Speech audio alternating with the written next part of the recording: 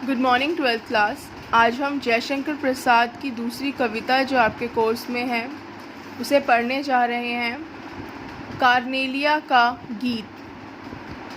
Cornelia Seleucus की बेटी है। सेल्यूकस जहाँ साम्राज्यवाद विस्तारवाद को मानते हैं, वहीं कार्नेलिया मानवतावाद को मानती हैं। साम्राज्यवाद विस्तारवाद का आग्रह यही होता है कि अपने साम्राज्य को बड़ा किया जाता रहे, उसके लिए युद्ध करें, किसी भी तरह से संधि करें और अपने साम्राज्य का विस्तार किया जाए। इसमें जनहानि होती है, मानवता को तार तार किया जाता है।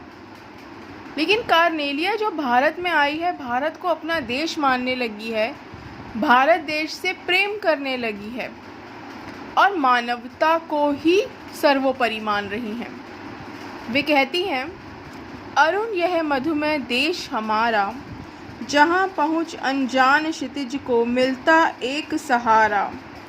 सरस तामरस गर्भ विभा पर नाच रही तरुशिखा मनोहर, छिटका जीवन हरियाली पर मंगल कुमकुम सारा।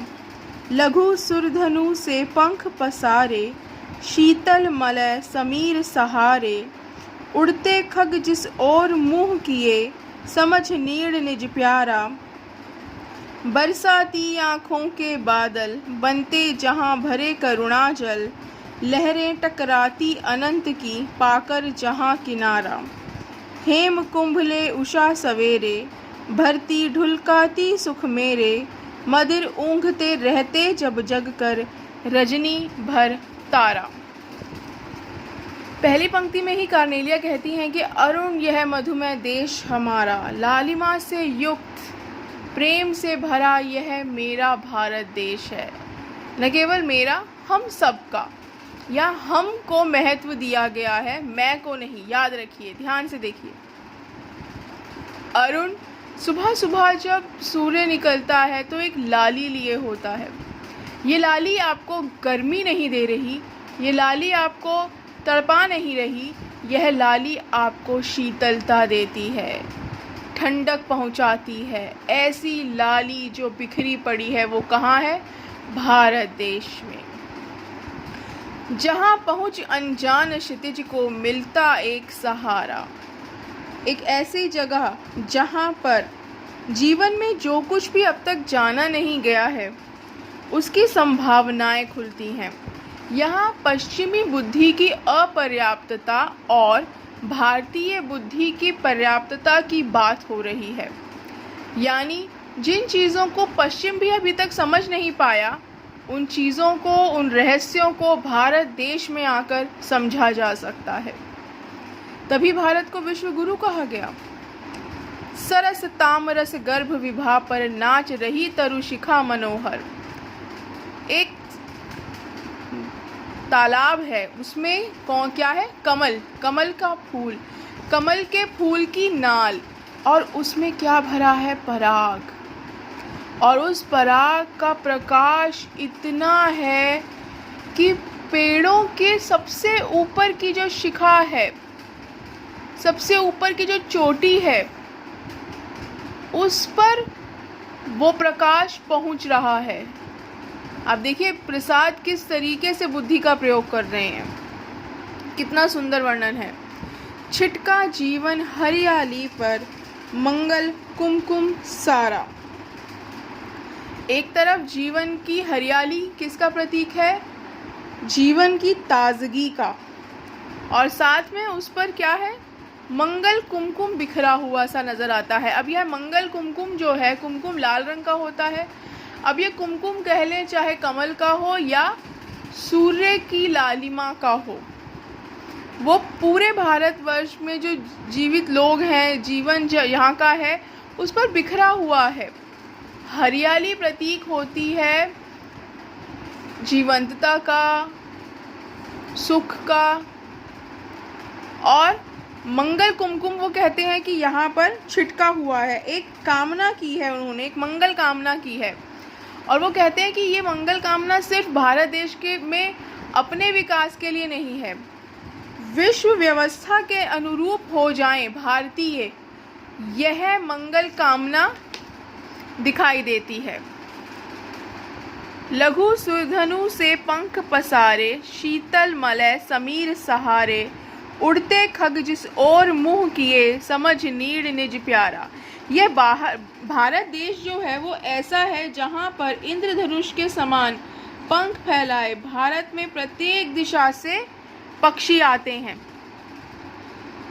किसके सहारे आते हैं? ठंडी मलय पवन जो है, मलय पर्वत से आने वाली हवा जो इतनी सुगंधित होती है और इतनी शीतल होती है, उस हवा के सहारे ये पंछी भारत देश में आते हैं। और जिस तरफ मुंह किए आते हैं वो क्या बन जाता है? उनका स्वयं का घर। यानी भारत देश एक ऐसा देश है जहाँ कोई कहीं से भी आए उसे अपने घर जैसा ही महसूस होता है, यहाँ उसे ऐसा प्रेम मिलता है। बरसाती आँखों के बादल बनते जहाँ भरे करुणाजल। इस देश में जब बादल बरसते हैं तो ऐसा लगता है जैसे करुणा बरस रही हो। लहरें टकराती अनंत की पाकर जहाँ किनारा, यहाँ पर चाहे कोई लहर आए उसे यहाँ किनारा मिलता है। एक चीज़ ध्यान रखेंगे कि भारत देश में कितने ही तरह के अलग अलग साम्राज्यों के राजे आए, महाराजे आए, लेकिन वो सब यहीं के होकर रह गए। बहुत से तरह के पारसी आए हैं, यहाँ भारत देश में बस गए हैं, यहाँ का अंग बन गए हैं। इस्लाम भारत में आया, भारत का अंग बन गया। तो ये ऐसा देश है कि जहाँ पर सभी को एक किनारा मिलता है और यहाँ आकर के हर कोई अपने घर जैसा अनुभव करता है। हेम कुंभ ले उषा सवेरे, भरती ढुलकाती सुख मेरे, मदिर ऊँघते रहते जब जग कर रजनी भर तारा। जब रात में तारे ऊँघने लगते हैं, रात में मतलब रात समाप्त सी होने लगी है, तारे थक गए टिमटिमा कर और ऊँघते हैं, उस समय में सुबह सोने का कलश लेकर सुखों को उसमें भरती है और ढुलकाती है पूरे भारत देश में। यानी जब कहीं भी अंधेरा हो रहा हो, हमारे देश में प्रकाश ही रहता है। हमारे देश में सुबह होती है और हर तरफ खुशियाँ, सुख ही सुख की प्राप्ति होती है। ये ऐसा देश है। ठीक है, जयशंकर प्रसाद ने इस गीत में भारत देश का वर्णन किया है। इसका एक इम्पॉर्टेंट क्वेश्चन पेपर में आता है, भारत देश का कार्नेलिया का गीत में किस प्रकार से प्राकृतिक वर्णन किया गया है, प्रकृति का वर्णन किया गया है। तो उसका आप बताएंगे, ये सारे पॉइंट्स आप उसके अंदर देंगे। ठीक है, अब इसकी व्याख्या आप एक बार करिए और मुझे लिखकर दिखाइए। धन्यवाद।